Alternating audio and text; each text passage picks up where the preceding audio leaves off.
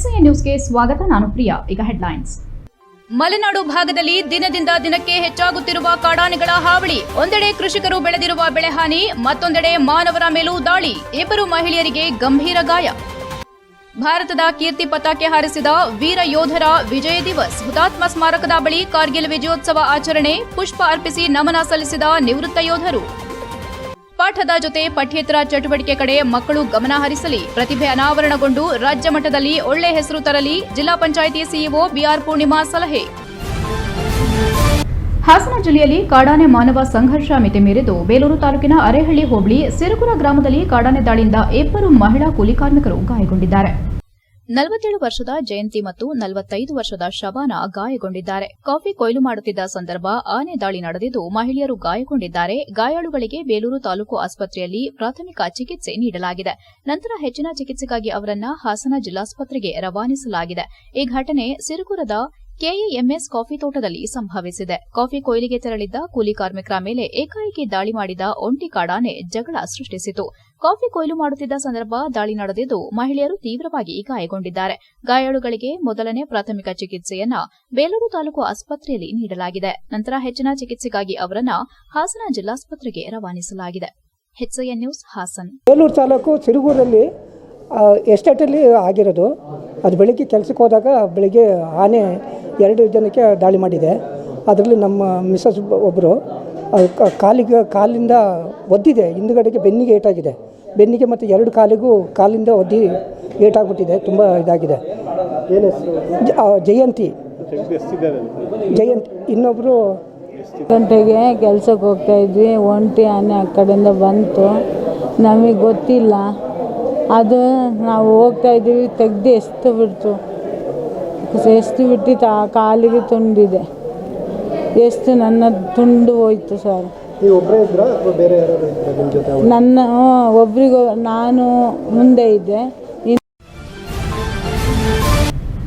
ಹಾಸನ ನಗರದ ಕುವೆಂಪು ರಸ್ತೆ ಬಳಿ ಇರುವ ಫೀಲ್ಡ್ ಮಾರ್ಷಲ್ ಕಾರ್ಯಪ್ಪ ಉದ್ಯಾನವನದಲ್ಲಿರುವ ಹುತಾತ್ಮರ ಸ್ಮಾರಕದ ಬಳಿ ಸೋಮವಾರದಂದು ಕಾರ್ಗಿಲ್ ವಿಜಯೋತ್ಸವ ಆಚರಣೆ ಅಂಗವಾಗಿ ಡಿವೈಎಸ್ಪಿ ಟಿಆರ್ ಪಾಲಾಕ್ಷ ಹಾಗೂ ನಿವೃತ್ತ ಯೋಧರು ಪುಷ್ಪವನ್ನು ಅರ್ಪಿಸಿ 2 ನಿಮಿಷ ಮೌನಾಚರಿಸಿ ನಮನ ಸಲ್ಲಿಸಿದರು.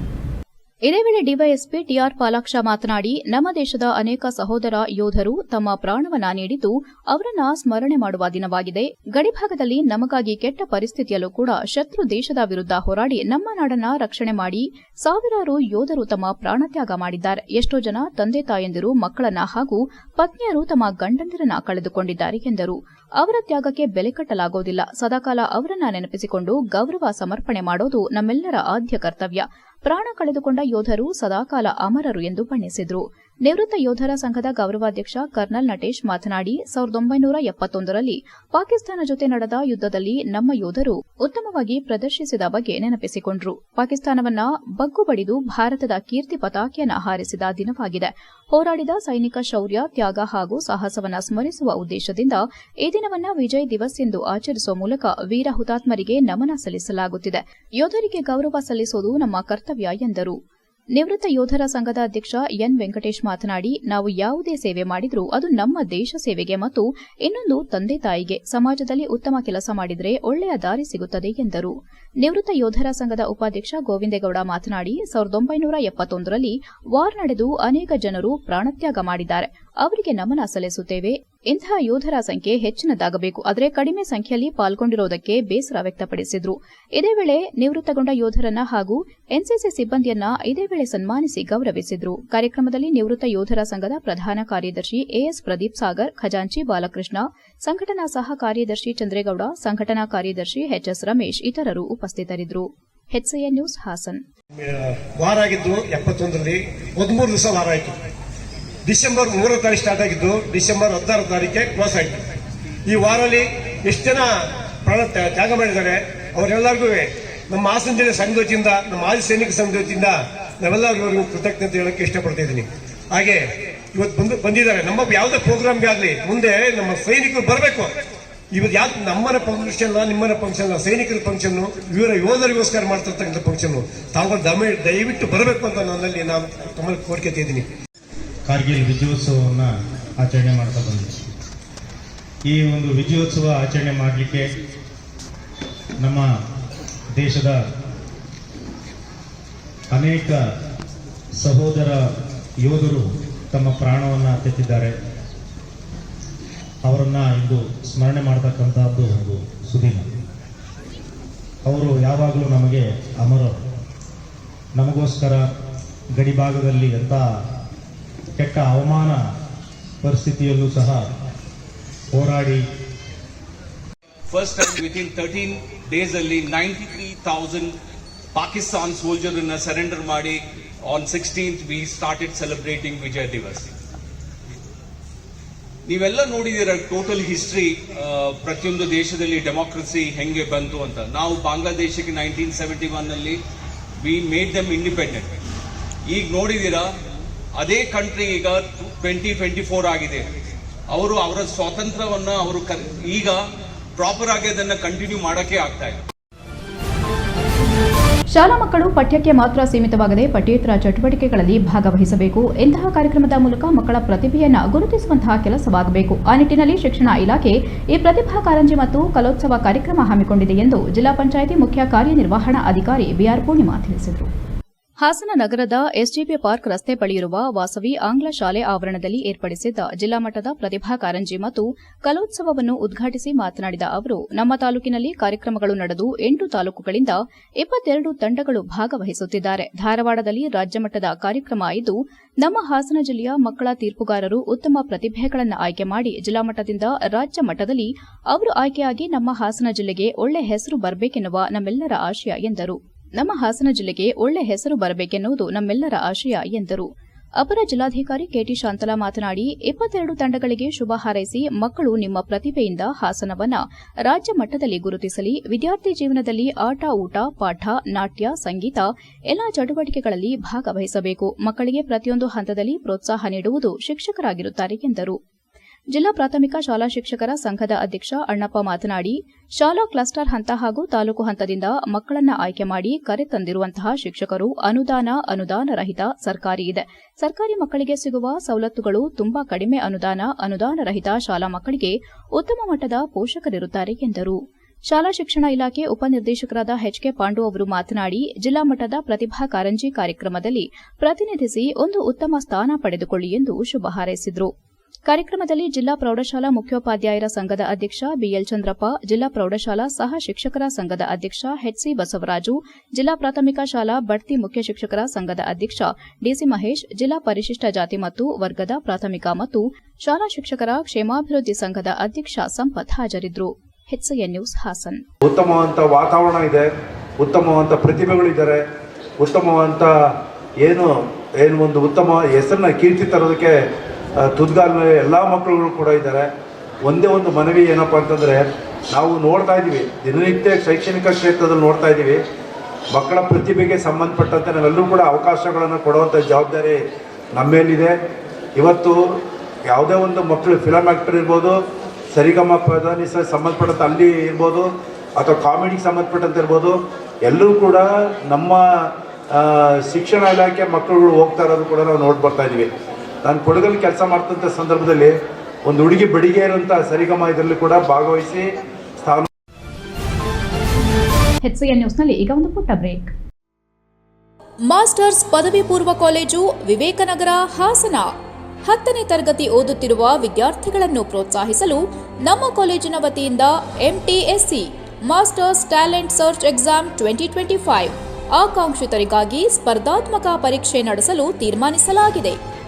ಈ ಪರೀಕ್ಷೆಯಲ್ಲಿ 1 ರಿಂದ 20ನೇ ರ್ಯಾಂಕ್ ಪಡೆಯುವ ವಿದ್ಯಾರ್ಥಿಗಳಿಗೆ ತಲಾ 25,000 ನಗದು ಬಹುಮಾನ, 21 ರಿಂದ 40ನೇ ರ್ಯಾಂಕ್ ಪಡೆಯುವ ವಿದ್ಯಾರ್ಥಿಗಳಿಗೆ ತಲಾ 20,000 ನಗದು ಬಹುಮಾನ ಹಾಗೂ 41 ರಿಂದ 60ನೇ ರ್ಯಾಂಕ್ ಪಡೆಯುವ ವಿದ್ಯಾರ್ಥಿಗಳಿಗೆ ತಲಾ 15,000 ನಗದು ಬಹುಮಾನ ಕೊಡಲಾಗುವುದು.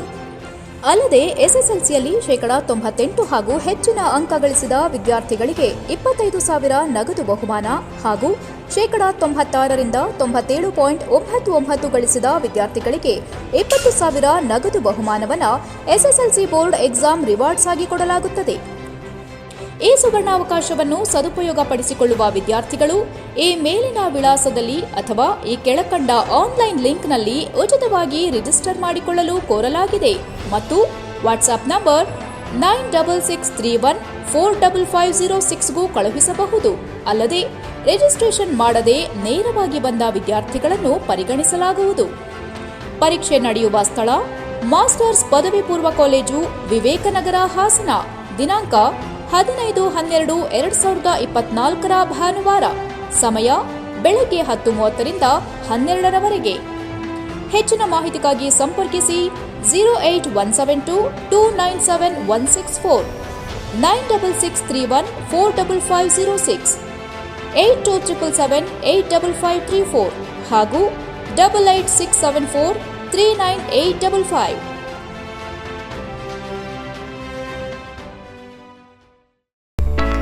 ಹಾಸನದಲ್ಲಿ 28 ವರ್ಷಗಳಿಂದ ಜನತೆಗೆ ಅತ್ಯುತ್ತಮವಾದ ವೈದ್ಯಕೀಯ ಸೇವೆಯನ್ನು ನೀಡುತ್ತಿರುವ ಹೇಮಾವತಿ ಮಲ್ಟಿಸ್ಪೆಷಾಲಿಟಿ ಹಾಸ್ಪಿಟಲ್ ಹಾಸನ. ನಮ್ಮಲ್ಲಿ ದಿನದ 24 ಗಂಟೆಯೂ ಆಕ್ಸಿಡೆಂಟಲ್ ಇಂಜುರೀಸ್ ಮತ್ತು ಎಮರ್ಜೆನ್ಸಿ ಸರ್ವಿಸ್ಗಳನ್ನು ಹೊಂದಿದೆ. ಹೇಮಾವತಿ ಆಸ್ಪತ್ರೆಯ ಡಾಕ್ಟರ್ ನಿಖಿಲ್ ಆರ್ಭಟ್ ರವರು ಎಂಎಸ್ ಆರ್ಥೋಪೆಡಿಕ್ನಲ್ಲಿ ಚಿನ್ನದ ಪದಕ ಪಡೆದು ಸಿಂಗಾಪುರ್ ಜನರಲ್ ಹಾಸ್ಪಿಟಲ್ನಲ್ಲಿ ಫೆಲೋಶಿಪ್ ಇನ್ ಜಾಯಿಂಟ್ ರಿಪ್ಲೇಸ್ಮೆಂಟ್ ಸರ್ಜರಿಯ ಪದವಿ ಪಡೆದು ಸೇವೆಯನ್ನ ಸಲ್ಲಿಸಿರುತ್ತಾರೆ.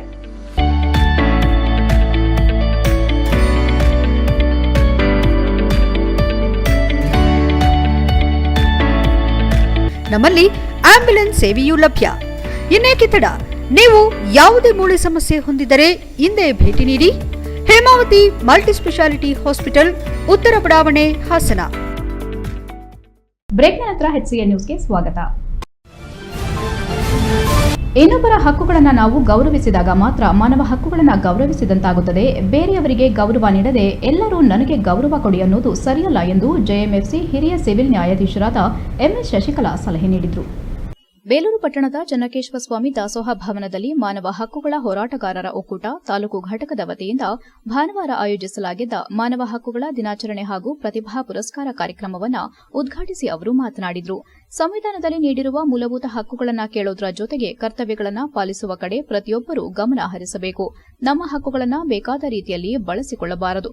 ಮುಖ್ಯವಾಗಿ ಉಡುಪು, ಆಹಾರ, ವಸತಿ ನಮ್ಮ ಮೂಲಭೂತ ಹಕ್ಕುಗಳಾಗಿದ್ದು ಇದಕ್ಕೆ ಚ್ಯುತಿ ಬಂದರೆ ಮಾನವ ಹಕ್ಕುಗಳ ಉಲ್ಲಂಘನೆಯಾಗುತ್ತದೆ. ಹೋರಾಟಗಾರರು ಹಕ್ಕುಗಳ ಜೊತೆಗೆ ಕರ್ತವ್ಯಗಳ ಬಗ್ಗೆ ಜಾಗೃತಿ ಮೂಡಿಸಬೇಕು ಎಂದರು. ನಾವು ಚರಂಡಿ ಕಟ್ಟಿಕೊಂಡ್ರೆ ಸ್ವಚ್ಛತೆ ಮಾಡಲು ಅಧಿಕಾರಿಗಳಿಗೆ ತಿಳಿಸುತ್ತೇವೆ. ಆದರೆ ಚರಂಡಿ ಕಸ ಹಾಕಿ ಗಲೀಜು ಮಾಡದಿರುವುದು ನಮ್ಮ ಕರ್ತವ್ಯವಾಗಿದೆ. ಆಧುನಿಕತೆ ನೆಪದಲ್ಲಿ ಮರಗಳನ್ನು ಕಡಿದು ಅರಣ್ಯ ನಾಶವಾಗಿ ಆನೆ ಸೇರಿದಂತೆ ಇತರೆ ಕಾಡು ಪ್ರಾಣಿಗಳು ನಾಡಿನತ್ತ ಬರುತ್ತಿವೆ. ಹಿಂದೆ ಕಾಫಿ ತೋಟಗಳಲ್ಲಿ ಪ್ರಾಣಿ ಪಕ್ಷಿಗಳಿಗೆ ಹಣ್ಣು ಕೊಡುವ ಮರಗಳನ್ನು ಬೆಳೆಸುತ್ತಿದ್ರು. ಈಗ ವ್ಯಾವಹಾರಿಕವಾಗಿ ಅನುಕೂಲಕರ ಮರಗಳನ್ನು ಬೆಳೆಸಲಾಗುತ್ತಿದೆ ಎಂದು ಆತಂಕ ವ್ಯಕ್ತಪಡಿಸಿದರು. ಮಾನವ ಹಕ್ಕುಗಳ ಹೋರಾಟಗಾರರ ಒಕ್ಕೂಟದ ರಾಜ್ಯ ಘಟಕದ ಅಧ್ಯಕ್ಷ ಮನೀಶ್ ಸೂರ್ಯ ಮಾತನಾಡಿ, ನಮ್ಮ ತಾಲೂಕು ಸಮಿತಿಯಿಂದ ಕಾನೂನು ಅರಿವು ಕಾರ್ಯಕ್ರಮಗಳನ್ನು ರೂಪಿಸಿ ಕಾನೂನಿನ ಬಗ್ಗೆ ತಿಳಿಸುತ್ತಾ ಹಕ್ಕು ಮತ್ತು ಕರ್ತವ್ಯಗಳ ಬಗ್ಗೆ ಜಾಗೃತಿ ಮೂಡಿಸೋ ಕಾರ್ಯಕ್ರಮಗಳನ್ನು ಆಯೋಜಿಸಲು ಸೂಚಿಸಿದ್ದೇನೆ. ನಮ್ಮ ಸಮಿತಿಯಿಂದ ಸಾರ್ವಜನಿಕರ ಹಿತ ಕಾಪಾಡುವ ಕೆಲಸ ಮಾಡಲಾಗುತ್ತಿದೆ ಎಂದರು. ಪುರಸಭೆ ಅಧ್ಯಕ್ಷ AR ಅಶೋಕ್ ಮಾತನಾಡಿ, ಪ್ರತಿ ವ್ಯಕ್ತಿಯು ಹುಟ್ಟಿನಿಂದ ಸಾಯೋವರೆಗೂ ಮಾನವ ಹಕ್ಕುಗಳನ್ನು ಹೊಂದಿರುತ್ತಾನೆ. ಇವುಗಳನ್ನು ಸರಿಯಾಗಿ ಅರಿತುಕೊಳ್ಳಲು ಶಕ್ತಿಶಾಲಿ ಆಯುಧವಾದ ಶಿಕ್ಷಣ ಅವಶ್ಯಕವಾಗಿರುತ್ತದೆ ಎಂದರು. ಸ್ಥಳೀಯ ಕಲಾವಿದರಿಗೆ ಪ್ರೋತ್ಸಾಹ ನೀಡುವ ನಿಟ್ಟಿನಲ್ಲಿ ಪುರಸಭೆ ವತಿಯಿಂದ ಸಾಂಸ್ಕೃತಿಕ ಕಾರ್ಯಕ್ರಮ ಆಯೋಜಿಸಲಾಗುವುದು. ಪಟ್ಟಣದಲ್ಲಿರುವ ಕೋಳಿ ಅಂಗಡಿಗಳನ್ನು ಶೀಘ್ರದಲ್ಲಿ ತೆರವು ಮಾಡಿ ವ್ಯಾಪಾರಕ್ಕೆ ಒಂದೇ ಕಡೆ ಅನುವು ಮಾಡಿಕೊಡಲಾಗುವುದು ಎಂದರು. ಸಮಾರಂಭದಲ್ಲಿ SSLC ಮತ್ತು PUC ಪರೀಕ್ಷೆಯಲ್ಲಿ ಉತ್ತಮ ಅಂಕ ಪಡೆದ 60 ವಿದ್ಯಾರ್ಥಿಗಳಿಗೆ ಪ್ರತಿಭಾ ಪುರಸ್ಕಾರ ನೀಡಿ ಗೌರವಿಸಲಾಯಿತು. ಕಾರ್ಯಕ್ರಮದಲ್ಲಿ ಮಾನವ ಹಕ್ಕುಗಳ ಹೋರಾಟಗಾರರ ಒಕ್ಕೂಟದ ಜಿಲ್ಲಾ ಘಟಕದ ಅಧ್ಯಕ್ಷ MG ನಿಂಗರಾಜ್, ತಾಲೂಕು ಘಟಕದ ಅಧ್ಯಕ್ಷ IN ಅರುಣ್ ಕುಮಾರ್, ವಕೀಲರ ಸಂಘದ ತಾಲೂಕು ಘಟಕದ ಪ್ರಧಾನ ಕಾರ್ಯದರ್ಶಿ ಪುಟ್ಟಸ್ವಾಮಿಗೌಡ, ಕ್ಷೇತ್ರ ಶಿಕ್ಷಣಾಧಿಕಾರಿ ರಾಜೇಗೌಡ, ಪತ್ರಕರ್ತರ ಸಂಘದ ತಾಲೂಕು ಘಟಕದ ಅಧ್ಯಕ್ಷೆ YR ಭಾರತಿಗೌಡ, ಉಪನ್ಯಾಸಕ ಲಕ್ಷ್ಮೀನಾರಾಯಣ, ಮಾನವ ಹಕ್ಕುಗಳ ಹೋರಾಟಗಾರರ ಒಕ್ಕೂಟದ ತಾಲೂಕು ಘಟಕದ ಉಪಾಧ್ಯಕ್ಷ ರತ್ನಾಕರ್, ಗೌರವಾಧ್ಯಕ್ಷ ಮೊಹಮ್ಮದ್ ಖಾಸಿಂ, ಪ್ರಧಾನ ಕಾರ್ಯದರ್ಶಿ ಲಕ್ಷ್ಮೀನಾರಾಯಣ್, ಕಾರ್ಯದರ್ಶಿ ಶಂಕರ ಪ್ರಸಾದ್, ನಗರ ಘಟಕದ ಅಧ್ಯಕ್ಷ ಹರೀಶ್, ಪದಾಧಿಕಾರಿಗಳಾದ ದೀಕ್ಷಿತ್, ಹರೀಶ್, ಜೈಪಾಲ್, ಮಂಜುನಾಥ್, ಪುಟ್ಟೇಗೌಡ, ನೀಲಕಂಠ ಹಾಜರಿದ್ದರು. HCN news, Belur. ವಿಶ್ವ ಮಾನವ ಹಕ್ಕು ಅಂದ್ರೆ ಡಿಸೆಂಬರ್ 10ನೇ ತಾರೀಕನ್ನ ನಾವು ವಿಶ್ವ ಮಾನವ ಹಕ್ಕು ದಿನಾಚರಣೆ ಅಂತ ಆಚರಿಸೋಣ ಅಂದ್ಬಿಟ್ಟು ತೀರ್ಮಾನ ಮಾಡಿದ್ವಿ. ಆ ಸಂದರ್ಭದಲ್ಲಿ ನಿಮಗೆಲ್ಲ ಗೊತ್ತಿರ್ಬೋದು, ನಾವು ಸ್ವತಂತ್ರ ಪಡೆದು 1 ವರ್ಷ ಆಗಿತ್ತು. ಅವಾಗಿನ್ನೂ ನಾವು ಸಂವಿಧಾನನ ರಚನೆ ಮಾಡ್ತಾ ಇದ್ವಿ. ಆ ಸಂವಿಧಾನ ರಚನೆ ಮಾಡುವಂಥ ಸಮಯದಲ್ಲಿ ಈ ಮೂಲಭೂತ ಹಕ್ಕುಗಳನ್ನೆಲ್ಲ ನಾವು ಅಳವಡಿಸಿಕೊಂಡು ಸಂವಿಧಾನದಲ್ಲಿ ಮಾನ್ಯ ಸರ್ವೋಚ್ಚ ನ್ಯಾಯಾಲಯಕ್ಕೆ ಅನುಚ್ಛೇದ 32 ಅಡಿಯಲ್ಲಿ ಮತ್ತು ಹೈಕೋರ್ಟ್ಗಳಿಗೆ ಅನುಚ್ಛೇದ 226 ಅಡಿಯಲ್ಲಿ ಈ ಹಕ್ಕುಗಳನ್ನ ಸಂರಕ್ಷಿಸುವಂತ ಜವಾಬ್ದಾರಿನ ನೀಡಿತು ನಮ್ಮ ಸಂವಿಧಾನ. ಹೀಗಾಗಿ ನಾವು ಪ್ರತಿ ಡಿಸೆಂಬರ್ 10ರಂದು ಮಾನವ ಹಕ್ಕು ದಿನಾಚರಣೆಯನ್ನ ಆಚರಿಸ್ಕೊಂಡು ಬರ್ತಾ ಇದ್ದೀವಿ. ಈ ವರ್ಷದ ನಮ್ಮ ಅಂದ್ರೆ ಇದ್ರದ್ದು ಮಾನವ ಹಕ್ಕುದು ಥೀಮ್ ಏನು ಅಂತಂದ್ರೆ ನಮ್ಮ ಬದುಕು ನಮ್ಮ ಹಕ್ಕು. ಎಷ್ಟು ಚೆನ್ನಾಗಿದೆ ನೋಡಿ ಈ ಬೋರ್ಡ್. ನಿಮ್ಮೆಲ್ಲರಿಗೂ ಒಂದು ಪ್ರಶ್ನೆ ಕೇಳಕ್ ನಾನು ಇಷ್ಟಪಡ್ತೀನಿ. ನಮ್ಮ ಬದುಕು ನಮ್ಮ ಹಕ್ಕು ಹೌದು. ಈ ಬದುಕು ನಮ್ಮ ಹಕ್ಕುನ ಯಾವ ರೀತಿ ಬೇಕಾದ್ರೂ ನಾವು ಬದುಕೊಂಡು ಹೋಗ್ಬೋದಾ? ಇದಕ್ಕೆ ಏನಾರ ನಿಬಂಧನೆ, ಏನಾರ ಕಂಡೀಷನ್ಸ್ ಇದೆಯಾ? ಬೇಲೂರು ತಾಲೂಕಿನ ಅರೆಹಳ್ಳಿಯ ಸಂತೆ ಜಮೀನನ್ನ ಅಕ್ರಮವಾಗಿ ದಾಖಲೆ ಸೃಷ್ಟಿ ಮಾಡಿಕೊಳ್ಳಲು ಹಾಗೂ ಕಾನೂನುಬಾಹಿರವಾಗಿ ನಡಾವಳಿ ಮಾಡಿರುವ ಗ್ರಾಮ ಪಂಚಾಯಿತಿ ಅಧಿಕಾರಿ ಹಾಗೂ ಅಧ್ಯಕ್ಷರುಗಳಿಗೂ ಕಾನೂನು ರೀತಿ ಕ್ರಮ ಕೈಗೊಳ್ಳಬೇಕೆಂದು ಆಗ್ರಹಿಸಿ ಜಿಲ್ಲಾ ಪೊಲೀಸ್ ವರಿಷ್ಠಾಧಿಕಾರಿ ಕಚೇರಿಗೆ ಮನವಿ ಸಲ್ಲಿಸಿದರು. ಇದೇ ವೇಳೆ ನಾಗೇಶ್ ಶೆಟ್ಟಿ ಮಾತನಾಡಿ, ಲೋಕಸಭಾ ಸದಸ್ಯರ ಅನುದಾನದಲ್ಲಿ ಹಳ್ಳಿ ಸಂತೆ ಅಭಿವೃದ್ಧಿಗೆ 51.50 ಲಕ್ಷ ಅನುದಾನದಲ್ಲಿ ಅಭಿವೃದ್ಧಿ ಕೆಲಸ ಮಾಡಲು ಹೋದಾಗ ಡಿಎಸ್ಎಸ್ ನಿಂಗರಾಜ್ ಅವರು ಅಭಿವೃದ್ಧಿಪಡಿಸೋ ಜಮೀನನ್ನ ಇದು ನನಗೆ ಸೇರಿದ್ದು ಎಂದು ಕೆಲವು ಜನರನ್ನ ಸೇರಿಸಿ ಗಲಾಟೆ ಮಾಡಿ ಅಭಿವೃದ್ಧಿ ಕೆಲಸ ನಿಲ್ಲಿಸಿರುತ್ತಾರೆ. ಆವಾಗ ಸಂಬಂಧಪಟ್ಟ ಗ್ರಾಮ ಪಂಚಾಯಿತಿ ಪಿಡಿಒ ಮತ್ತು ಅಧ್ಯಕ್ಷರು ಹಾಗೂ ಸದಸ್ಯರು ನಿಮ್ಮ ಜಮೀನು ಎನ್ನಲು ದಾಖಲೆ ಏನಿದೆ ಎಂದು ವಿಚಾರಿಸಲಾಗಿ ಯಾವುದೋ ಹಳೆ ಖಾತೆ ದಾಖಲೆಗಳನ್ನ ನೀಡಿರುತ್ತಾರೆ. ಈ ದಾಖಲೆಯನ್ನ ಪಂಚಾಯಿತಿ ದಾಖಲೆಗಳಲ್ಲಿ ಪರಿಶೀಲಿಸಲಾಗಿ ನಿಂಗರಾಜು ಅವರು ನೀಡಿರುವ ದಾಖಲೆ ನಕಲಿ ದಾಖಲೆ ಎಂಬುದು ಪರಿಶೀಲನೆಯಲ್ಲಿ ದೃಢಪಟ್ಟಿದೆ. ಏಕೆಂದರೆ ನಿಂಗರಾಜು ಅವರು ನೀಡಿರುವ ದಾಖಲೆ ಈ ಹಿಂದೆಯೇ ಜೈನಾಬಿ ಅವರಿಗೆ ಸೇರಿರುವ ಖಾತಾ ಸಂಖ್ಯೆ 1340 ಎಂಬುದು ಪಂಚಾಯಿತಿಗೆ ದಾಖಲೆಯಲ್ಲಿ ನಮೂದಾಗಿರುತ್ತದೆ ಎಂದರು. ನಿಂಗರಾಜು ಮಾಡಿರುವ ಆಪಾದನೆ ಸತ್ಯಕ್ಕೆ ದೂರವಾಗಿದ್ದು, ನಿಂಗರಾಜು ಪರವಾಗಿ ಪ್ರತಿಭಟನೆಯಲ್ಲಿ ಭಾಗಿಯಾದವರು ಒಂದಿಬ್ಬರು ಸ್ಥಳೀಯರು ಹೊರತುಪಡಿಸಿ ಸಕಲೇಶಪುರ ಮತ್ತು ಹಾಸನದಿಂದ ಬಂದವರಾಗಿದ್ದು, ನಿಂಗರಾಜು ಅವರಿಗೆ ಅರೆಹಳ್ಳಿ ಸಾರ್ವಜನಿಕರ ಯಾರ ಬೆಂಬಲವೂ ಇರುವುದಿಲ್ಲ. ನಿಂಗರಾಜು ಅವರು ಸುಳ್ಳು ಹೇಳಿಕೊಂಡು ಪ್ರತಿಭಟನೆ ಮೂಲಕ ವಾಟ್ಸ್ಆಪ್ ಮೆಸೇಜ್ಗಳ ಮೂಲಕ ಸುಳ್ಳು ವಿಷಯಗಳನ್ನು ಪ್ರಚಾರ ಮಾಡಿ ಪತ್ರಿಕೆಯವರನ್ನ ಹಾಗೂ ಅಧಿಕಾರಿ ವರ್ಗದವರನ್ನ ಸಾರ್ವಜನಿಕರನ್ನ ದಾರಿ ತಪ್ಪಿಸುತ್ತಿದ್ದಾರೆ ಎಂದು ದೂರಿದರು. ಅರೆಹಳ್ಳಿ ಸರ್ವೆ ನಂಬರ್ 13 ಮತ್ತು ಸರ್ವೆ ನಂಬರ್ 10ರಲ್ಲಿ ಒಟ್ಟು 2.06 ಎಕರೆ ಪ್ರದೇಶದಲ್ಲಿ ಡಿಎಸ್ಎಸ್ ನಿಂಗರಾಜ್ ಅವರು ಸಂತೆಗೆ ಸೇರಿದ ಒತ್ತುವರಿ ಜಮೀನನ್ನ ತೆರವುಗೊಳಿಸುವ ಬಗ್ಗೆ ಗ್ರಾಮ ಪಂಚಾಯಿತಿ ಸದಸ್ಯರು ಹಾಗೂ ಅಧಿಕಾರಿಗಳು ಒತ್ತುವರಿದಾರರಿಗೆ ಬೆಂಬಲ ನೀಡುತ್ತಿದ್ದಾರೆ ಎಂಬುದು ಸತ್ಯಕ್ಕೆ ದೂರವಾದ ಸುಳ್ಳು ಆಪಾದನೆಯಾಗಿರುತ್ತದೆ. ಏಕೆಂದರೆ ಎಲ್ಲಾ ಸದಸ್ಯರು ಕಾನೂನಾತ್ಮಕವಾಗಿ ಒತ್ತುವರಿ ತೆರವುಗೊಳಿಸಲು ಅಧಿಕಾರಿ ವರ್ಗದವರಿಗೆ ಎಲ್ಲಾ ರೀತಿ ಬೆಂಬಲ ನೀಡುತ್ತಿದ್ದೇವೆ ಎಂದು ಹೇಳಿದರು. ನಿಂಗರಾಜು ಅವರಿಗೆ ಸಂತೆ ಜಮೀನನ್ನ ಅಕ್ರಮವಾಗಿ ದಾಖಲೆ ಸೃಷ್ಟಿ ಮಾಡಿಕೊಳ್ಳಲು ಹಾಗೂ ಕಾನೂನುಬಾಹಿರವಾಗಿ ನಡಾವಳಿ ಮಾಡಿರುವ ಗ್ರಾಮ ಪಂಚಾಯಿತಿ ಅಧಿಕಾರಿ ಮತ್ತು ಅಧ್ಯಕ್ಷರುಗಳಿಗೂ ಕಾನೂನು ರೀತಿ ಕ್ರಮ ಕೈಗೊಳ್ಳಬೇಕೆಂದು ಈ ಮೂಲಕ ಒತ್ತಾಯಿಸುತ್ತೇವೆ ಎಂದರು. ಇದೇ ವೇಳೆ ಗ್ರಾಮದ ಸಚಿನ್ ರೈ, ಅಧ್ಯಕ್ಷ ಸಂಕಪ್ಪ, ಮಾಜಿ ಅಧ್ಯಕ್ಷೆ ಫಾತಿಮಾ, ಅಣ್ಣಪ್ಪ, ಮಾಜಿ ಉಪಾಧ್ಯಕ್ಷೆ ಮುನಿನಾ, ಮಹೇಶ್ ಶೆಟ್ಟಿ, ಫರಾನಾ, ಉಪಾಧ್ಯಕ್ಷ ವಿಘ್ನೇಶ್, ಪಾರ್ವತಿ ಇತರರು ಉಪಸ್ಥಿತರಿದ್ದರು. HCN news Hassan. ನಮಸ್ತೆ. ನಾವು ಅರೆಹಳ್ಳಿಯ ಗ್ರಾಮ ಪಂಚಾಯಿತಿಯ ಅಧ್ಯಕ್ಷರು ಮತ್ತೆ ಎಲ್ಲ ಸರ್ವ ಸದಸ್ಯರು ಇಲ್ಲಿ SP ಆಫೀಸಿಗೆ ಬಂದಿದ್ದೀವಿ. ಏನ್ ವಿಷಯ ಅಂದ್ರೆ, ನಮ್ದು ಲೋಕಸಭಾ ಸದಸ್ಯರ ಅನುದಾನದಲ್ಲಿ ನಮ್ಮ ಸಂತೆ ಅಭಿವೃದ್ಧಿ ಹಳ್ಳಿ ಸಂತೆ ಅಂತೇಳಿ ಒಂದು 51,50,000 ಅನುದಾನ ಬಂದಿದೆ. ಆ ಅನುದಾನದಲ್ಲಿ ಕೆಲಸ ಮಾಡ್ತಾ ಇದ್ದೀವಿ. ಕೆಲಸ ಮಾಡ್ತಾ ಇರ್ಬೇಕಾದ್ರೆ ನಾವು ಯಾರಾದ್ರೂ ಒಬ್ಬೊಬ್ರು ಸದಸ್ಯರುಗಳು ಆ ಅಭಿವೃದ್ಧಿ ಕಾಮಗಾರಿಗಳಿಂದ ನೋಡ್ಲಿಕ್ಕೆ ಅಂತ ಅಲ್ಲಿಗೆ ಹೋಗ್ತೀವಿ. ಆದ್ರೆ ಆ ಕಾಮಗಾರಿ ಅಲ್ಲಿ ಮಾಡಬಾರ್ದು ಅಂತ ಹೇಳ್ಬಿಟ್ಟು ಈಗಾಗಲೇ ಎಲ್ಲರಿಗೂ ಎಲ್ಲ ಪತ್ರಿಕೆಯಲ್ಲೂ ಎಲ್ಲ ಬಂದಿದೆ. DSS ನ ನಿಂಗರಾಜು ಅನ್ನೋರು ಸುಮ್ಮನೆ ಅಲ್ಲಿ ಕೆಲಸ ಮಾಡ್ಲಿಕ್ಕೆ ಅಡಚಣೆ ಮಾಡ್ತಾ ಇದ್ದಾರೆ. ಎಲ್ಲ ಅಧಿಕಾರಿಗಳಿಗೆ ಕಂಪ್ಲೇಂಟ್ ಕೊಡೋದು, ಲೋಕಾಯುಕ್ತ ಕಂಪ್ಲೇಂಟ್ ಕೊಡೋದು. ಹೊಳೆನರಸೀಪುರ ತಾಲೂಕು ಕೃಷಿಕ ಸಮಾಜ ಕಾರ್ಯಕಾರಿ ಸಮಿತಿಗೆ ಭಾನುವಾರ ಪಟ್ಟಣದ ಕೃಷಿ ಇಲಾಖೆ ಸಭಾಂಗಣದಲ್ಲಿ ಚುನಾವಣೆ ನಡೆಯಿತು. ಒಟ್ಟು 404 ಮತಗಳ ಪೈಕಿ 250 ಮತಗಳು ಚಲಾವಣೆಯಾದವು. ಅಭ್ಯರ್ಥಿಗಳು 2 ತಂಡಗಳನ್ನು ಮಾಡಿಕೊಂಡು ಬಿರುಸಿನ ಪ್ರಚಾರ ನಡೆಸಿದ್ರು. ಇದರಲ್ಲಿ ಹಿರಿಯ ವಿಜ್ಞಾನಿ ದಿವಂಗತ ಸಿದ್ದಪ್ಪಾಜಿಯವರ ಪುತ್ರ ಹಾಗೂ ಅಭ್ಯರ್ಥಿಯಾದ ಹೊಯ್ಸಳ ಎಸ್ ಅಪ್ಪಾಜಿಯವರ ತಂಡದಲ್ಲಿ ಗುರುತಿಸಿಕೊಂಡಿದ್ದ 12 ಅಭ್ಯರ್ಥಿಗಳು ಭರ್ಜರಿಯಾಗಿ ಜಯ ಗಳಿಸುವ ಮೂಲಕ ಗೆಲುವಿನ ನಗೆ ಬೀರಿದ್ರು. MN ರಾಜು ಅವರ ತಂಡ ಅವರನ್ನ ಸೇರಿದಂತೆ ಇಬ್ಬರನ್ನ ಮಾತ್ರ ಗೆಲ್ಲಿಸಿಕೊಳ್ಳುವಲ್ಲಿ ಅಷ್ಟಕ್ಕೆ ತೃಪ್ತಿ ಪಡಬೇಕಾಯಿತು. ಆ ಇಬ್ಬರು ಸಹ ಚುನಾಯಿತರಾದ ತಕ್ಷಣ ಹೊಯ್ಸಳ ಎಸ್ ಅಪ್ಪಾಜಿ ಅವರ ತಂಡದೊಂದಿಗೆ ಗುರುತಿಸಿಕೊಂಡು ಸಾಥ್ ನೀಡಿದ್ರು. ಒಟ್ಟು 24 ಅಭ್ಯರ್ಥಿಗಳು ಚುನಾವಣಾ ಕಣದಲ್ಲಿದ್ದರು. ಇದರಲ್ಲಿ 15 ಅಭ್ಯರ್ಥಿಗಳು ಚುನಾಯಿತರಾಗೋದಕ್ಕೆ ಅವಕಾಶವಿತ್ತು. ಅದರಲ್ಲಿ ಹೊಯ್ಸಳ ಎಸ್ ಅಪ್ಪಾಜಿ ತಂಡದ Ashok K, Umesh Kumar, Girish R, Diwakar NR, K Dhananjaya, Nanjundegowda T, MC Lakshmigowda, Lokesh KN, Vijayakumar, M Halagappa ಜಯ ಗಳಿಸಿದ್ರು. MN ರಾಜು ಸೇರಿದಂತೆ ಅವರ ತಂಡದ ಶೇಖರ್ GS, ಕೆ ಕುಮಾರಸ್ವಾಮಿ ಚುನಾಯಿತರಾದರು. ಸಂಸದರು ವಿಜೇತರಾದ GS ಶೇಖರ್ ಸೇರಿದಂತೆ ಹೊಯ್ಸಳ ಎಸ್ ಅಪ್ಪಾಜಿ ಅವರ ವಿಜೇತ ತಂಡದವರನ್ನ ಸನ್ಮಾನಿಸಿದರು. ಈ ಸಂದರ್ಭದಲ್ಲಿ ಸಂಸದರಾದ ಶ್ರೇಯಸ್ ಎಂ ಪಟೇಲ್ ವಿಜೇತರನ್ನ ಅಭಿನಂದಿಸಿ ಮಾತನಾಡುತ್ತಾ ಸರ್ಕಾರದಿಂದ ರೈತರಿಗೆ ಸಬ್ಸಿಡಿ ಸೇರಿದಂತೆ ಹಲವು ಸರ್ಕಾರದ ಮಹತ್ತರ ಯೋಜನೆಗಳ ಮೂಲಕ ದೊರೆಯಬಹುದಾದ ಸವಲತ್ತುಗಳನ್ನು ನಿಗದಿತ ಸಮಯದಲ್ಲಿ ದೊರಕಿಸಿಕೊಡುವ ನಿಟ್ಟಿನಲ್ಲಿ ಇಲಾಖೆಯೊಂದಿಗೆ ಸದಾ ಕೈಜೋಡಿಸಿ ರೈತರ ಒಡನಾಡಿಯಾಗಿ ರೈತ ಸ್ನೇಹಿಯಾಗಿ ಸೇವೆ ಸಲ್ಲಿಸುವ ಮೂಲಕ ರೈತರ ಸಮಸ್ಯೆಗಳಿಗೆ ಮತ್ತು ಬೇಡಿಕೆಗಳಿಗೆ ಸದಾ ಸ್ಪಂದಿಸುವತ್ತ ವಿಶೇಷವಾಗಿ ಆಸಕ್ತಿ ವಹಿಸಬೇಕೆಂದು ವಿಜೇತರಿಗೆ ಕಿವಿಮಾತು ಹೇಳಿದರು. ಹೊಯ್ಸಳ ಎಸ್ ಅಪ್ಪಾಜಿ ಅವರ ಸಹೋದರಿ ಹಾಗೂ ಪುರಸಭೆ ಮಾಜಿ ಉಪಾಧ್ಯಕ್ಷರಾದ ಹೇಮಶ್ರೀ ಸಂಸದರಿಗೆ ಶುಭ ಹಾರೈಸುವುದಾಗಿ ಈ ಸಂದರ್ಭದಲ್ಲಿ ತಿಳಿಸಿದರು. ಈ ವೇಳೆ ಬ್ಲಾಕ್ ಕಾಂಗ್ರೆಸ್ ಅಧ್ಯಕ್ಷ ಎಚ್ಡಿ ಲಕ್ಷ್ಮಣ್, ಮಾಜಿ ಅಧ್ಯಕ್ಷ ವಿಕೆ ನಾರಾಯಣ್, ಗ್ಯಾರಂಟಿ ಅನುಷ್ಠಾನದ ಪ್ರಾಧಿಕಾರದ ತಾಲೂಕು ಅಧ್ಯಕ್ಷ ಶಿವಕುಮಾರ್, ಸದಸ್ಯ ಪ್ರಸನ್ನಕುಮಾರ್, ಶಿವರಾಜು, ಎಚ್ಕೆ ಮಹೇಶ್, ಗಿರೀಶ್, ಮಂಜು, ತಿಮ್ಮೇಗೌಡ ಸೇರಿದಂತೆ ಹಲವು ಮುಖಂಡರು ಹಾಜರಿದ್ದರು. HCN news Hassan. HCN ನ್ಯೂಸ್ನಲ್ಲಿ ಈಗ ಒಂದು ಪುಟ್ಟ ಬ್ರೇಕ್.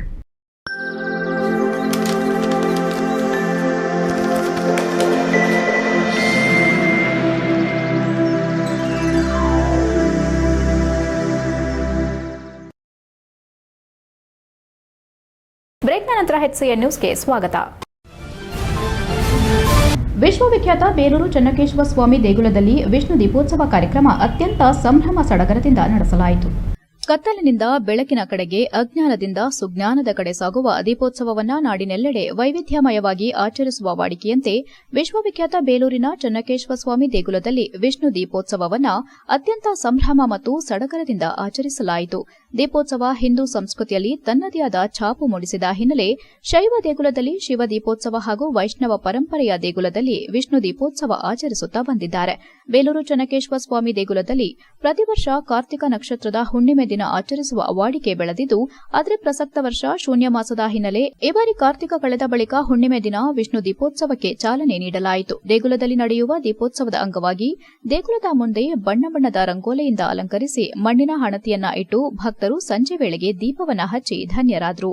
ಚೆನ್ನಕೇಶವ ಸ್ವಾಮಿ ಉತ್ಸವ ಮೂರ್ತಿ ದೀಪಸ್ತಂಭದ ಸುತ್ತ ಪ್ರದಕ್ಷಿಣೆ ಹಾಕಿದ ಬಳಿಕ ದೇಗುಲದ ಮುಂದಿನ ಗರುಡ ಕಂಬದ ಬಳಿ ಉತ್ಸವ ಮೂರ್ತಿಯನ್ನ ಪ್ರತಿಷ್ಠಾಪಿಸಿ ತೈಲವನ್ನ ಹಚ್ಚಿದ ಬಳಿ ಬಟ್ಟೆಯನ್ನ ರಾಜಗೋಪುರದ ಬಾಗಿಲಿನಲ್ಲಿ ಸುಡುತ್ತಾರೆ. ಸುಟ್ಟ ಭಸ್ಮವನ್ನ ಭಕ್ತರು ಪ್ರಸಾದದ ರೂಪದಲ್ಲಿ ಭಕ್ತಿಯಿಂದ ಸ್ವೀಕರಿಸುತ್ತಾರೆ. ಬಂದ ಸಾವಿರಾರು ಭಕ್ತರಿಗೆ ತೀರ್ಥ ಪ್ರಸಾದ ನೀಡುತ್ತಾರೆ. ದೀಪೋತ್ಸವಕ್ಕೂ ಮುನ್ನ ಚೆನ್ನಕೇಶವ ಸ್ವಾಮಿ ಸನ್ನಿಧಾನದಲ್ಲಿ ಪ್ರಧಾನ ಅರ್ಚಕರಾದ ಶ್ರೀನಿವಾಸ ಸ್ವಾಮಿ ಭಟ್ ಮತ್ತು ನರಸಿಂಹಸ್ವಾಮಿ ಭಟ್ ಅವರ ನೇತೃತ್ವದಲ್ಲಿ ಲೋಕ ಕಲ್ಯಾಣಾರ್ಥ ಹೋಮ ಹವನ ನಡೆಸಲಾಯಿತು. ಬಳಿಕ ಮೂಲಮೂರ್ತಿಗೆ ಘಟದೀಪದಿಂದ ವಿಶೇಷ ಮಂಗಳಾರತಿ ನಡೆಸಿ ಅರ್ಚಕರೊಬ್ಬರ ಮೇಲೆ ಘಟದೀಪವನ್ನ ಉತ್ಸವ ಮೂರ್ತಿ ಮೆರವಣಿಗೆ ನಡೆಸಲಾಯಿತು.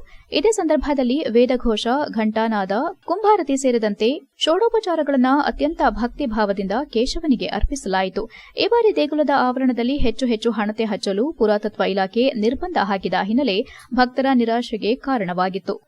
ಹೊಯ್ಸಳರ ಅರಸರು ದೇಗುಲವನ್ನ ನಿರ್ಮಿಸಿ ಜನರಲ್ಲಿ ಭಕ್ತಿಭಾವ ಬೆಳೆದು ಭಕ್ತರಿಗೆ ಸಂಸ್ಕಾರ ಬೆಳೆಯಲಿ ಎಂಬ ಉದ್ದೇಶ ಇತ್ತೀಚಿನ ದಿನದಂದು ನಾಶವಾಗುತ್ತಿದೆ ಎಂದು ಬಿಎಂ ಸಂತೋಷ್ ಹೇಳಿದರು. ಈ ಸಂದರ್ಭದಲ್ಲಿ ಚೆನ್ನಕೇಶವ ಸ್ವಾಮಿ ದೇಗುಲ ಧರ್ಮದರ್ಶಿಗಳಾದ ರವಿಶಂಕರ್, ರವೀಂದ್ರ, ವಿದ್ಯಾವಿಕಾಸ ಶಿಕ್ಷಣ ಸಂಸ್ಥೆಯ ರಂಗನಾಥ್, ಮಧು ಇನ್ನು ಮುಂತಾದವರು ಹಾಜರಿದ್ದರು. HCN news Belur. ಈ ವಿಶ್ವವಿಖ್ಯಾತ ಬೇಲೂರು ಚೆನ್ನಕೇಶವ ಸ್ವಾಮಿಯ ದೇವಸ್ಥಾನ ದೀಪೋತ್ಸವದ ಕಾರ್ಯಕ್ರಮ ಅಂತ ಅಂದರೆ ಲಕ್ಷ ದೀಪ ಹಚ್ಚುವವರು ಬರ್ತಾಯಿದ್ರು ಮುಂಚೆ. ಈಗ ಯುನೆಸ್ಕೋಗೆ ಸೇರಿದ್ರಿಂದ ಈ ದೀಪ ನೋಡ್ಲಿಕ್ಕೆ ಅಲ್ಲೊಂದು ಇಲ್ಲೊಂದು ದೀಪ ನೋಡ್ತಾ ಇದ್ದೀವಿ ಅಷ್ಟೇ.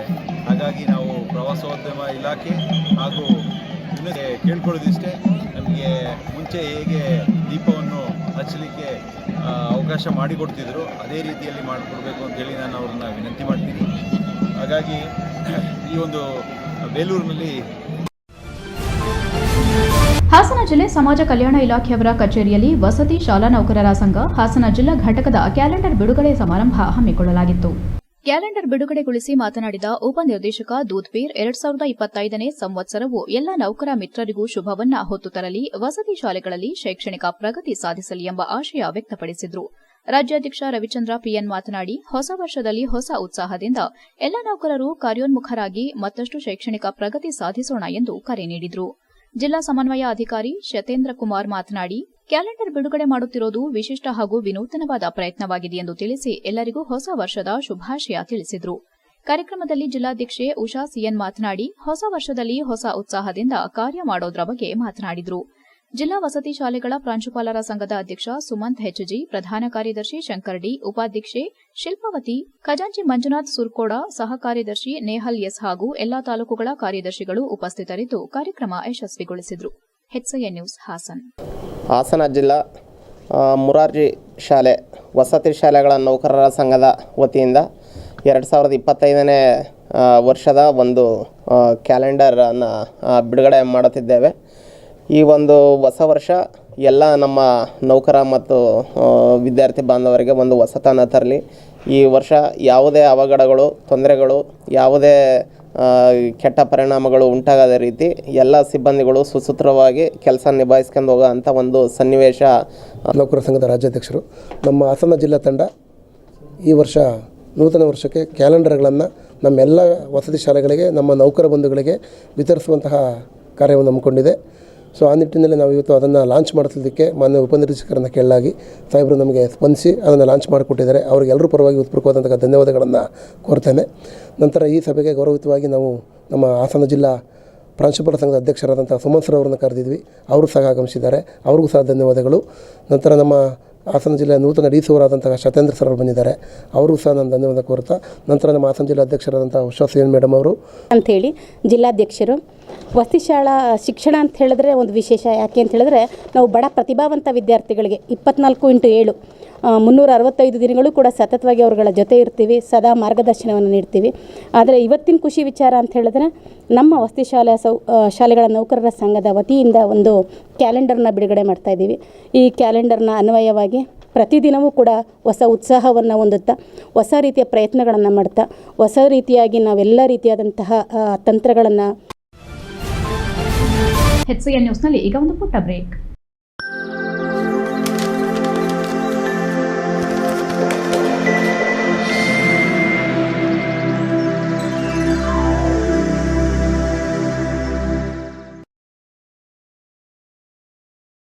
ಬ್ರೇಕ್ನ ನಂತರ HCN ನ್ಯೂಸ್ಗೆ ಸ್ವಾಗತ. ಶಾಂತಿ, ಸರಳತೆ ಮತ್ತು ತ್ಯಾಗದ ಸಂದೇಶವನ್ನು ಬಾಹುಬಲಿಯು ಇಡೀ ಜಗತ್ತಿಗೆ ಸಾರಿದ್ದಾರೆ. ಅಂತಹ ವ್ಯಕ್ತಿಯ ಈ ಆದರ್ಶಗಳನ್ನು ವಿದ್ಯಾರ್ಥಿಗಳು ಜೀವನದಲ್ಲಿ ಅಳವಡಿಸಿಕೊಂಡು ಮುನ್ನಡೆದಾಗ ಪರಿಪೂರ್ಣತೆ, ಸಾರ್ಥಕ ಜೀವನ ನಡೆಸಬಹುದೆಂದು ಮೈಸೂರು ಶಾರದಾ ವಿಲಾಸ ಶಿಕ್ಷಣ ಮಹಾವಿದ್ಯಾಲಯದ ಸಹಾಯಕ ಪ್ರಾಧ್ಯಾಪಕ ಡಾಕ್ಟರ್ HN ವಿಶ್ವನಾಥ್ ಹೇಳಿದರು. ಚನ್ನರಾಯಪಟ್ಟಣ ತಾಲೂಕಿನ ಶ್ರವಣಬೆಳಗೊಳದ ಗೊಮ್ಮಟ ನಗರದ SN ಪದವಿ ಪೂರ್ವ ಕಾಲೇಜಿನ ರಜತ ಮಹೋತ್ಸವದ ಅಂಗವಾಗಿ ಸ್ನೇಹಲೋಕ ಹಿರಿಯ ವಿದ್ಯಾರ್ಥಿಗಳ ಬಳಗ ಆಯೋಜಿಸಿದ್ದ ಗುರುವಂದನಾ ಮತ್ತು ಸ್ನೇಹ ಸಮ್ಮಿಲನ ಕಾರ್ಯಕ್ರಮದಲ್ಲಿ ಪ್ರಧಾನ ಉಪನ್ಯಾಸಕರಾಗಿ ಮಾತನಾಡಿದರು. ಶಿಕ್ಷಣ ಪಡೆಯುವ ಹಂತದಲ್ಲಿ ಪ್ರತಿಯೊಬ್ಬ ವಿದ್ಯಾರ್ಥಿಯು ಸಾಧನೆಯ ಗುರಿಯನ್ನ ಸಾಧಿಸಬೇಕಾದರೆ ಕಲಿಯುವಿಕೆಯಲ್ಲಿ ಬದಲಾಗುವ ಪರಿಸ್ಥಿತಿಯನ್ನು ರೂಢಿಸಿಕೊಂಡಾಗ ತನ್ನ ಸ್ವಂತಿಕೆಯ ಅಸ್ತಿತ್ವವನ್ನು ಉಳಿಸಿಕೊಳ್ಳಬಹುದು ಎಂದರು. ಜೀವನದಲ್ಲಿ ನಿಂತ ನೀರಾಗದೆ ಸದಾ ಜ್ಞಾನವನ್ನು ವಿಸ್ತರಿಸಿಕೊಳ್ಳುತ್ತಾ ಕಷ್ಟಪಟ್ಟಾಗ ವಿದ್ಯಾರ್ಥಿಗಳ ಭವಿಷ್ಯ ಉಜ್ವಲವಾಗುತ್ತದೆ ಎಂದರು. ಸಮುದಾಯ ಆರೋಗ್ಯ ಕೇಂದ್ರದ ಆಡಳಿತ ವೈದ್ಯಾಧಿಕಾರಿ ಡಾಕ್ಟರ್ ಯುವರಾಜ್, ಶಿಕ್ಷಣ ಸಂಸ್ಥೆ ಕಾರ್ಯದರ್ಶಿ ಬಬನ್ ಪಿ ದತ್ತವಾಡೆ, ಪ್ರಾಂಶುಪಾಲ ಡಾಕ್ಟರ್ ಎಸ್ ದಿನೇಶ್ ಮಾತನಾಡಿದರು. ಇದೇ ಸಂದರ್ಭದಲ್ಲಿ ಸ್ನೇಹಲೋಕ ಹಿರಿಯ ವಿದ್ಯಾರ್ಥಿಗಳ ಬಳಗದವರು 30 ವರ್ಷಗಳಿಂದ ಸೇವೆ ಸಲ್ಲಿಸಿದ ಉಪನ್ಯಾಸಕರನ್ನ ಸ್ಮರಣಿಕೆಯೊಂದಿಗೆ ಗೌರವಿಸಿದರು. ಹಳೆಯ ವಿದ್ಯಾರ್ಥಿಗಳ ಸಂಘದ ಅಧ್ಯಕ್ಷ ಮನುಗೌಡ ಪ್ರತಿ ವರ್ಷ ಒಬ್ಬ ವಿದ್ಯಾರ್ಥಿಗೆ ಆರ್ಥಿಕ ಸಹಾಯ ಒದಗಿಸುವುದಾಗಿ ತಿಳಿಸಿ ಪ್ರಸ್ತುತ ಪ್ರಥಮ ಪಿಯುಸಿಯ ದಾಕ್ಷಾಯಿಣಿ ಅವರಿಗೆ ನಗದನ್ನ ನೀಡಿದರು. ಹಿರಿಯ ಕಿರಿಯ ವಿದ್ಯಾರ್ಥಿಗಳಿಂದ ಸಾಂಸ್ಕೃತಿಕ ಕಾರ್ಯಕ್ರಮ ಜರುಗಿದವು. ಗ್ರಾಮ ಪಂಚಾಯಿತಿ ಅಧ್ಯಕ್ಷ ಆಫ್ತಾಬ್ ಪಾಷಾ, ಎಂಸಿ ವಿಜಯಕುಮಾರ್, ಹರ್ಷಕುಮಾರ್, ಅಭಿಷೇಕ್ ಗೌಡ, ಪದ್ಮಶ್ರೀ, ವೀಣಾ, ವಾಣಿ, ದರ್ಶನ್, ಶ್ರವಣ್ ಪದಾಧಿಕಾರಿಗಳು ಮತ್ತು ಉಪನ್ಯಾಸಕರು ಉಪಸ್ಥಿತರಿದ್ದರು. HCN news, Channarayapatna. ದೇಶದ ಬಿಸಿಯೂಟ ಕಾರ್ಮಿಕರು ಕನಿಷ್ಠ ವೇತನ ಮತ್ತು ಸಾಮಾಜಿಕ ಭದ್ರತೆಗಾಗಿ ಮತ್ತು MDMS ಯೋಜನೆಯನ್ನು ಬಲಪಡಿಸಲು ಧ್ವನಿ ಎತ್ತಿದ್ದಾರೆ. ಆದರೆ ಸರ್ಕಾರ ಮಧ್ಯಾಹ್ನದ ಬಿಸಿಯೂಟ ಕಾರ್ಮಿಕರನ್ನು ನಿರ್ಲಕ್ಷಿಸುತ್ತಿದ್ದು, ಕೂಡಲೇ ಸರ್ಕಾರ ನಮ್ಮ ನ್ಯಾಯಯುತವಾದ ವಿವಿಧ ಬೇಡಿಕೆ ಈಡೇರಿಕೆಗೆ ಆಗ್ರಹಿಸಿ CITU ನೇತೃತ್ವದಲ್ಲಿ ಕರ್ನಾಟಕ ರಾಜ್ಯ ಅಕ್ಷರ ದಾಸೋಹ ನೌಕರರ ಸಂಘದಿಂದ ಸಂಸದರ ಕಚೇರಿ ಮುಂದೆ ಪ್ರತಿಭಟನೆ ನಡೆಸಿ ಮನವಿ ಸಲ್ಲಿಸಿದರು. ಇದೇ ವೇಳೆ ಕರ್ನಾಟಕ ರಾಜ್ಯ ಅಕ್ಷರ ದಾಸೋಹ ನೌಕರರ ಸಂಘದ ಅಧ್ಯಕ್ಷೆ MB ಪುಷ್ಪಾ ಮಾಧ್ಯಮದೊಂದಿಗೆ ಮಾತನಾಡಿ, ನಮ್ಮ ದೇಶದಲ್ಲಿ ಅಪೌಷ್ಟಿಕತೆ ವ್ಯಾಪಕವಾಗಿ ಹರಡಿದೆ. ಭಾರತದ ಅರ್ಧದಷ್ಟು ಮಕ್ಕಳು ಅಪೌಷ್ಟಿಕತೆಯಿಂದ ಬಳಲುತ್ತಿದ್ದಾರೆ. ಅಪೌಷ್ಟಿಕತೆಯು ಮಗುವನ್ನ ಸಂಪೂರ್ಣವಾಗಿ ಕ್ರಿಯಾತ್ಮಕ ವಯಸ್ಕನಾಗಿ ಅಭಿವೃದ್ಧಿಪಡಿಸುವುದನ್ನು ತಡೆಯುತ್ತದೆ ಮತ್ತು ಇದು ಶಿಕ್ಷಣದ ಮೇಲೆ ಪ್ರತಿಕೂಲ ಪರಿಣಾಮ ಬೀರುತ್ತದೆ. ಇದು ನಮ್ಮ ರಾಜ್ಯದ ಭವಿಷ್ಯದ ಮೇಲೆ ಪರಿಣಾಮ ಬೀರುವ ದೊಡ್ಡ ಸವಾಲಾಗಿದೆ. ಇದು ಭಾರತದ ಜನಸಂಖ್ಯೆಯಲ್ಲಿ 39% ಮಕ್ಕಳಲ್ಲಿ ಹೊಂದಿದೆ. ಇದು ವಿಶ್ವದಲ್ಲೇ ಅತಿದೊಡ್ಡ ಕಾರ್ಯಕ್ರಮವಾಗಿದ್ದು 11.20 ಲಕ್ಷಕ್ಕೂ ಹೆಚ್ಚು ಶಾಲೆಗಳಲ್ಲಿ 11.80 ಕೋಟಿ ಮಕ್ಕಳಿಗೆ ಈ ಬಿಸಿಯೂಟ ಸೇವೆ ನೀಡಲಾಗುತ್ತಿದೆ ಎಂದರು. ಸರ್ಕಾರವು ಮಧ್ಯಾಹ್ನದ ಬಿಸಿಯೂಟದ ಕಾರ್ಮಿಕರನ್ನು ನಿರ್ಲಕ್ಷಿಸುತ್ತಿದೆ. ಮಧ್ಯಾಹ್ನದ ಬಿಸಿಯೂಟದ ಕಾರ್ಮಿಕರ ವೇತನ ಹೆಚ್ಚಳ ಅನುಷ್ಠಾನವನ್ನು ಜಾರಿಗೊಳಿಸಲು ಮತ್ತು ಮಧ್ಯಾಹ್ನದ ಬಿಸಿಯೂಟದ ಕಾರ್ಮಿಕರ ಕುಂದುಕೊರತೆಗಳನ್ನು ಪರಿಹರಿಸಲು ನೀವು ವೈಯಕ್ತಿಕವಾಗಿ ಮಧ್ಯ ಪ್ರವೇಶಿಸಬೇಕು ಎಂದರು. ಪ್ರತಿಭಟನೆಯಲ್ಲಿ CITU ಪ್ರಧಾನ ಕಾರ್ಯದರ್ಶಿ ಅರವಿಂದ್ ಇತರರು ಉಪಸ್ಥಿತರಿದ್ದರು. HCN news, Hassan. ಎಲ್ಲರಿಗೂ ನಮಸ್ಕಾರ. ಇವತ್ತು ಸಂಸದರಾದಂತಹ ಶ್ರೇಯಸ್ ಪಟೇಲ್ ಅವರಿಗೆ ಬಿಸಿ ಊಟದಿಂದ ಮನವಿ ಕೊಡಕ್ಕೆ ಬಂದಿದ್ದೀನಿ. ಏನಂತ ಅಂದರೆ ಕೇಂದ್ರದಲ್ಲಿ ಕೂಡ ಇದುವರೆಗೂ ಬಿಸಿ ಊಟದವರಿಗೆ ಒಂದು ಬಿಡುಗಾಸು ಕೂಡ ಅವರು ಪ್ರೋತ್ಸಾಹಧನನ ಹೆಚ್ಚಳ ಮಾಡಿಲ್ಲ. ಸಂಸತ್ನಲ್ಲಿ ಇದನ್ನ ನಮ್ಮ MP ಆದಂಥವರು ಚರ್ಚೆ ಮಾಡಬೇಕು ಅಂತ ಹೇಳಿ ಅವರಿಗೆ ಮನವಿ ಕೊಡಕ್ಕೆ ಬಂದಿದ್ದೀನಿ. ಆದರೆ 22-23 ವರ್ಷದಿಂದ ಬಿಸಿ ಊಟ ನೌಕರರು ಕೆಲಸ ಮಾಡ್ತಿದ್ದಾರೆ. ಆದರೆ ಇದುವರೆಗೂ ಕೂಡ ಅವರಿಗೆ 3,500 ರೂಪಾಯಿಲಿ ದುಡಿಸ್ಕೊತಾ ಇದ್ದಾರೆ. 6ರಿಂದ 7 ಗಂಟೆ ಕಾಲ ಕೆಲಸ ಆಗ್ತದೆ. ಮತ್ತು ಈಗ ದಿನ ಮೊಟ್ಟೆ ಕೊಡೋದ್ರಿಂದ ಹೆಚ್ಚು ಹೊರೆ ಆಗ್ತಾ ಇದೆ. ಹಂಗಾಗಿ ಇವರಿಗೆ ಕನಿಷ್ಠ ಕೂಲಿನ ಕೊಡಬೇಕು. ಮತ್ತು ಕನಿಷ್ಠ ಕೂಲಿ ಕೊಡೋವರೆಗೂ ಅವರಿಗೆ 10,000 ರೂಪಾಯಿ ಗೌರವ ಪ್ರೋತ್ಸಾಹಧನನ ಹೆಚ್ಚಳ ಮಾಡಬೇಕು. ಕೊನೆಯಲ್ಲಿ ಮತ್ತೊಮ್ಮೆ ಮುಖ್ಯಾಂಶಗಳು.